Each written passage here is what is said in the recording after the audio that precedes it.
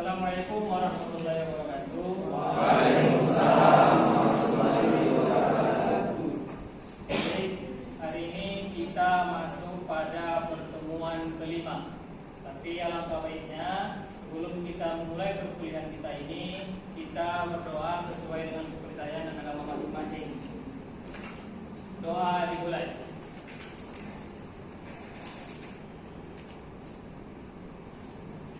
Doa selesai. Baik, kawan-kawan mahasiswa, kesempatan kali ini kita membahas yang temanya adalah inflasi dan pengangguran.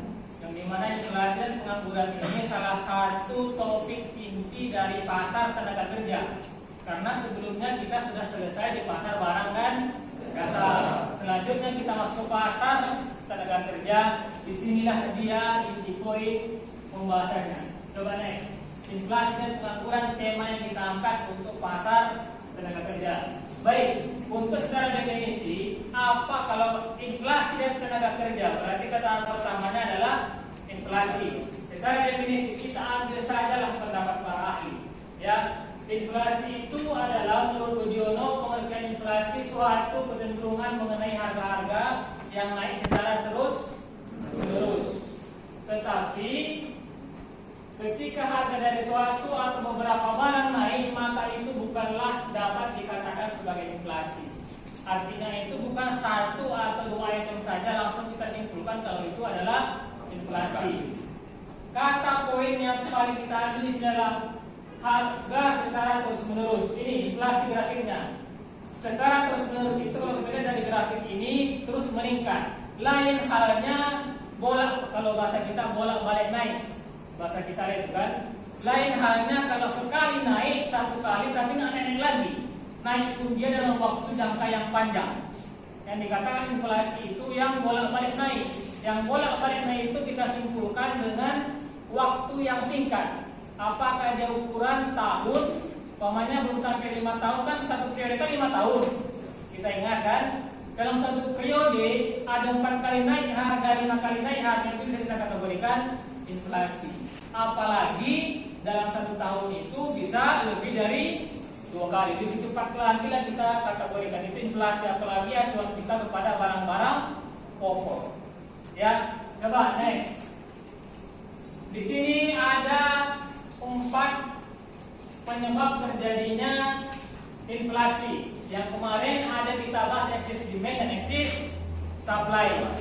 Yang acuan kita kepada harga, karena inflasi itu tadi kenaikan harga secara terus-menerus. Apa penyebabnya? Yang pertama QD.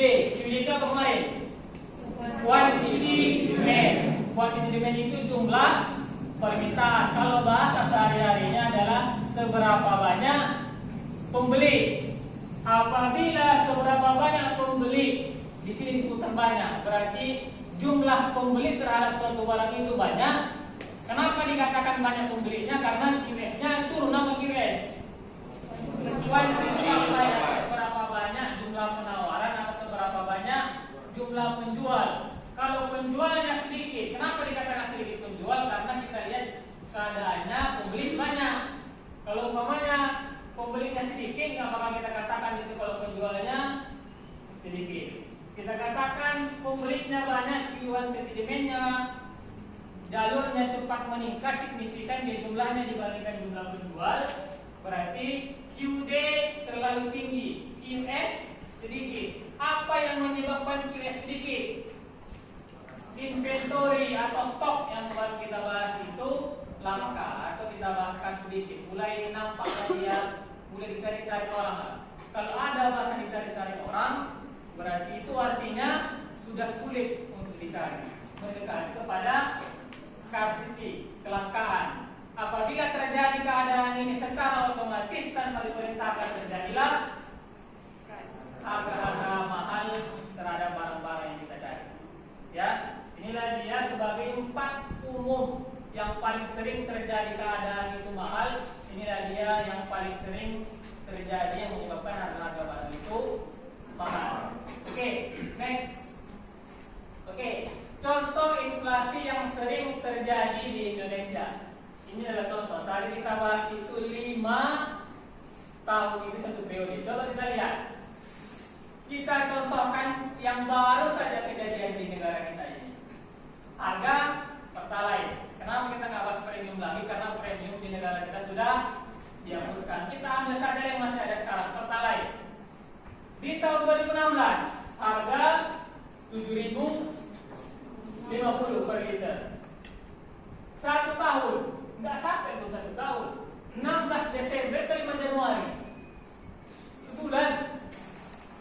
sudah naik 7.350.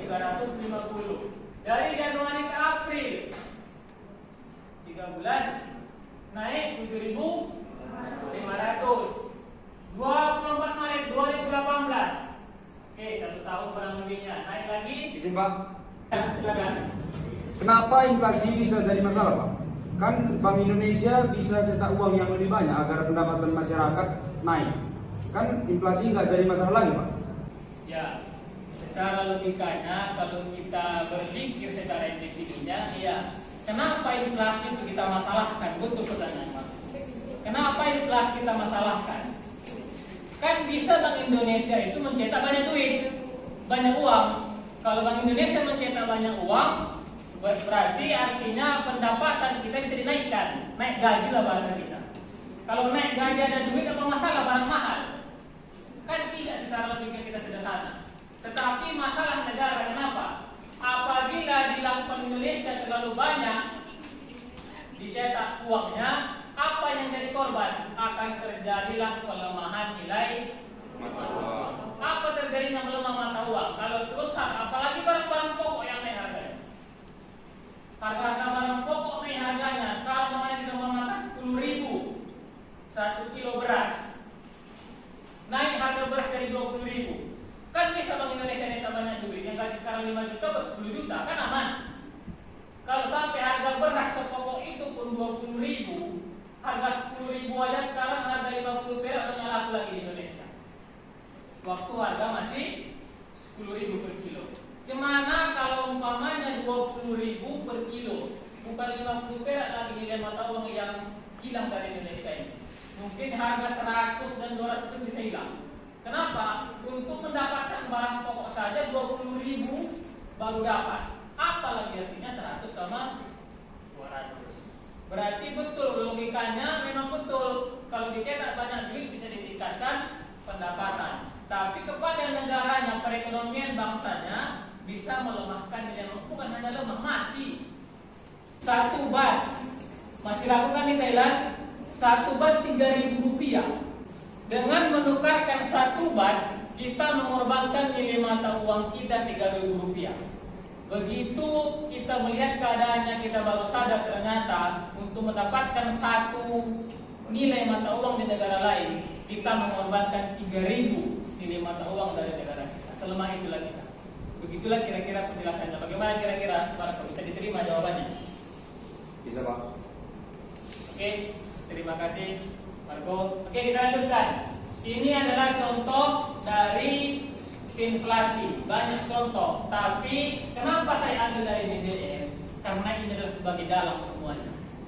Naik harga BBM semuanya bakalan kena. Lain hal sama beras. Kalau BBM naik semuanya kena. Lain hal sama di Argentina yang orang sudah pakai kendaraan listrik. Nah, itu udah aman. Kita kan kendaraan kita masih pakai BBM semua. Naik BBM, semua kegiatan kehidupan kita bakalan naik. Makanya saya ambil contoh adalah BBM di tahun kepemimpinan presiden kita di periode yang sama. Oke, next. Oke, kita masuk ke lanjutan inflasi. Semua negara di dunia ini cuma 2 masalah terbesarnya. Semua negara, baik negara terbelakang, negara berkembang seperti negara kita, dan negara maju. Apa itu inflasi dan pengangguran? Makanya kita ambil tema ini tema pokok kita.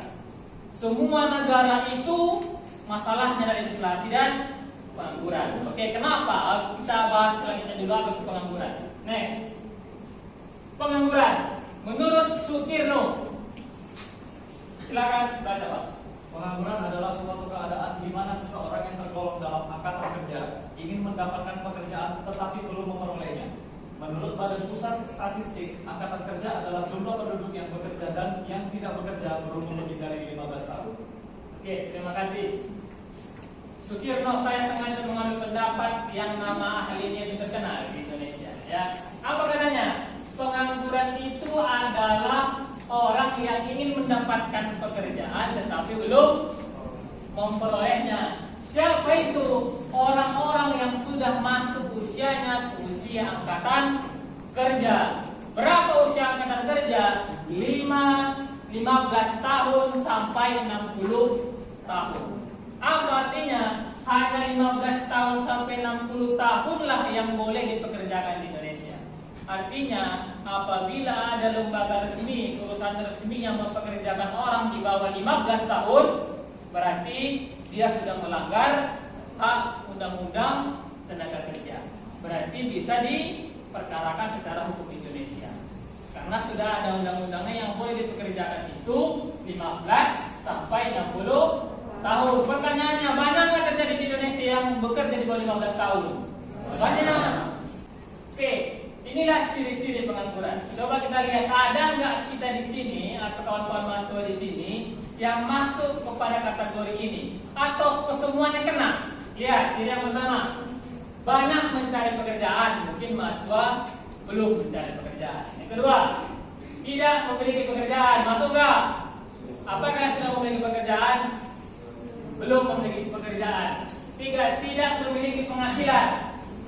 Tidak memiliki penghasilan itu sebagai mahasiswa itu pada umumnya belum memiliki penghasilan. Kenapa? Kalau tak kerja, gimana mendapatkan penghasilan? Yang keempat, tidak tercukupi kebutuhannya. Nomor 4, 5, 6, 7 ini kondisional. Tidak dapat mencukupi kebutuhannya. Orang kerja pun bisa jadi tidak tercukupi kebutuhannya. Yang kelima, masih bergantung kepada orang tua. Yang keenam, mudah putus asa. Ini kondisional. Kita tidak bisa mengukur orang itu putus asa atau tidak. Tapi ciri-ciri orang-orang pengangguran itu ini lagi. Yang terakhir, tidak memiliki pendirian yang kuat. Ini kondisional. Ya, tapi kalau ciri-cirinya ada sama kita, berarti inilah ciri-ciri yang dikatakan pengangguran secara umum. Izin Pak. Ya, silakan, Sena. Kami kan sudah masuk ke usia angkatan kerja. Ya. Apakah kami akan dicatat sebagai penduduk yang pengangguran? Apakah mahasiswa itu sudah masuk usianya ke usia angkatan kerja? Ya, masuk, karena usia mahasiswa itu rata-rata 20 sampai 25 tahun, di mana angkatan kerja itu 15 sampai 65 tahun. Pertanyaannya tadi, apa yang dikatakan pengangguran? Usia yang sudah masuk usianya ke usia angkatan kerja, tetapi tidak memiliki pekerjaan, tidak memiliki penghasilan, maka dia dikatakan pengangguran. Pertanyaannya tadi bagus. Apakah kami ini dikatakan pengangguran? Apakah kalian mau dikatakan pengangguran? Tidak. Kenapa? Karena acuan pertama nomor 1 tadi itu mencari pekerjaan. Walaupun usia kalian sudah masuk ke usia angkatan kerja, kalau kalian tidak mencari pekerjaan, tidak akan dicatat sebagai masyarakat Indonesia yang pengangguran. Kenapa? Ada ikon menu untuk pilihan hidup. Karena kuliah ini untuk S1 aja, S2 berapa lagi usianya? S3 lagi. Apakah sampai 35 tahun? Apakah ada pengangguran? Tidak. Nah, inilah dia contoh pengangguran. Contoh pengangguran yang ada di Indonesia, banyaknya diadakan job fair. Ya, hari ini lagi dibuka di Tiara Convention Center yang di Mampojol, diresmikan dari Pemko, lagi membuka job fair. Kenapa selalu dibuka? Karena banyaknya orang yang tamat SMA, S1, S2, S3, tapi tidak tertampung oleh perusahaan. Makanya selalu banyak, sebagai contoh di Indonesia, yang mengadakan acara-acara untuk menampung pengangguran yang begitu banyak di Indonesia. Kita lanjutkan pembahasan kita. Teori Peirce mengatakan dan membuktikan antara stabilitas harga. Stabilitas harga itu berarti harga yang standar, yang sama-sama tidak merugikan konsumen dan tidak merugikan produsen. Stabilitas harga itu dan kesempatan kerja itu yang tinggi tidak mungkin terjadi secara bersamaan. Apa artinya? Pemerintah manapun tidak bakalan bisa menyelesaikan inflasi sekaligus menyelesaikan pengangguran. Tidak bakalan bisa. Kenapa? Mana tadi ini? Yang berarti bahwa jika ingin mencari kesempatan kerja yang tinggi, tingkat pengangguran rendah. Sebagai konsekuensi harus bersedianya menanggung beban inflasi yang tinggi. Apabila pengangguran itu rendah, maka inflasi akan tinggi. Lihat kurvanya. Next. Ini mirip kurva permintaan. Ya, ini mirip kurva permintaan. Yang artinya slope-nya negatif. Kemiringannya bersifat negatif. Di atas satu berdampak tinggi kepada yang satu lagi. Di sini di vertikal ini adalah kurva untuk inflasi. Horizontal kurva untuk unemployment. Employment itu angkatan kerja, unemployment pengangguran. Apabila 5% inflasinya, maka 6% lah dari total semua penduduk, 6% lah yang menjadi pengangguran di Indonesia. Contoh kan? Coba lihat kemiringannya. Berarti kalau turun 4% inflasi, berarti 5% juga lah meningkat pengangguran. Artinya bagaimana ini? Tidak ada yang sama-sama selesai, berdampak terbalik. Contohnya, apabila pemerintah memurahkan harga barang, asumsi logika sementara kita. Apabila pemerintah memurahkan harga barang, semua barang-barang dimurahkan oleh pemerintah supaya masyarakat senang, kata pemerintah. Kenapa pengangguran jadi banyak? Kalau kita sebagai produsen, apakah kita mau memproduksi tetap banyak barang di saat harga barang itu murah? Tidak bakalan mau. Kenapa? Karena seorang penjual, seorang produsen itu selalu memikirkan keuntungan. Kalau ada peraturan pemerintah seperti yang kemarin dibuat 14.000 pokoknya sekilo minyak, apa yang terjadi? Kalau dimurahkan pemerintah harga minyak, saya tidak bakalan mau memproduksi minyak banyak. Produsen kata pabrik kan, kalau saya tidak memproduksi banyak, berarti sekarang pekerja saya ini yang selama ini saya produksi banyak akan saya kurangi. Ngapain saya menggaji banyak orang untuk memproduksi sedikit? Kan rugi. Kenapa kita mesti menggaji banyak orang kalau yang membuat sedikit? Apabila pemerintah membuka lapangan pekerjaan sebanyak-banyaknya, artinya kita semuanya bekerja. Kalau kita semuanya bekerja, kita semua punya pendapatan, punya uang di kantong, tebal dompet kita, kira-kira penjual produsen akan menetapkan harga dia tetap murah atau dinaikkan harga barang? Kenapa? Karena kita sanggup membelinya. Kalau harga spidol ini sekarang 10.000, di saat pengangguran banyak, pemerintah membuat lowongan pekerjaan dan menerima banyak orang, semua orang punya duit, dijual 20.000 dipilih orang ini. Kenapa? Sanggup beli kita. Karena pemerintah produsen penjual itu menyukai keuntungan. Berarti semakin mahal harga barang, semakin sukalah penjualnya. Kalau seumpamanya dinaikkan harga barang ini terjadi satu kali, dibuka lagi lapangan pekerjaan, makin banyak yang bekerja, dinaikkan lagi ke harganya, naikkan lagi. Kalau secara terus-menerus bolak-balik harga naik, terjadilah inflasi. Padahal niat pemerintah kan baik, mengurangi pengangguran, tapi inflasi terjadi. Harga barang akan secara perlahan naik seperti yang tadi lah. Dalam satu periode bisa 5 kali sampai lebih naiknya. Ya, oke, sampai sinilah pertemuan kita. Tapi ada saya berikan kepada kalian masalah sebagai metode pembelajaran kita, problem based learning. Ya, bagaimanakah menurut kalian? Coba saya selanjutnya, coba kita lihat. Coba temukan solusi dari dua masalah terbesar yang dialami setiap negara, yaitu inflasi dan pengangguran. Sesuai dengan keadaan Indonesia, masalah yang manakah yang menjadi prioritas utama pemerintah? Kan dua masalah terbesar, inflasi dan pengangguran, tak mungkin tak diselesaikan pemerintah, ya kan? Tapi kedua-duanya ini berbanding negatif, berbanding terbalik. Jadi menurut kawan-kawan mahasiswa, manakah yang menjadi prioritas pemerintah Indonesia yang diutamakan dulu? Artinya kalau dipilih umpamanya pengangguran, bukan berarti inflasi nggak diperbarui, bukan dibiarkan, tapi menjadi prioritas. Coba saya meminta jawaban dari kawan-kawan dari mahasiswa. Coba lihat keadaan Indonesia, kemudian coba analisis dan jelaskan kepada saya. Saya persilakan, siapa kira-kira yang ingin menjawab? Jadi menurut saya Pak, masalah manakah yang harus menjadi prioritas utama pemerintah Indonesia? Menurut saya yang harus diselesaikan pertama itu inflasi Pak. Kenapa? Karena kita ini menduduki peringkat keempat penduduk terbanyak di dunia Pak. Jadi kita sekitar 273 juta penduduk di Indonesia. Jadi menurut saya pengangguran akan terus bertambah di Indonesia. Jadi kalau pengangguran yang belum diselesaikan nggak akan ada habisnya. Karena penganggurannya akan terus bertambah. Lebih baik perekonomian diperbaiki, jadi inflasinya bisa berkurang Pak. Oke. Gimana kira-kira kawan yang lain? Setuju nggak sama jawaban Mahendra?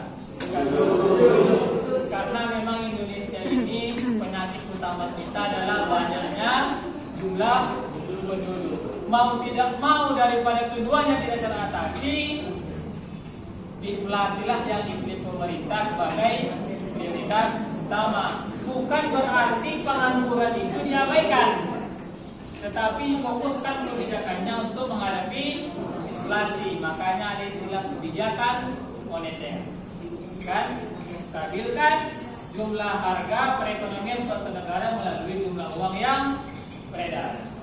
Oke, inilah pertemuan kita. Pertemuan selanjutnya nanti akan kita ulas sekilas dari teori dari inflasi dan pengangguran, dan baru kita masuk lagi kepada teori yang selanjutnya. Terima kasih, kurang lebihnya saya mohon maaf. Saya sudahi. Assalamualaikum warahmatullahi wabarakatuh.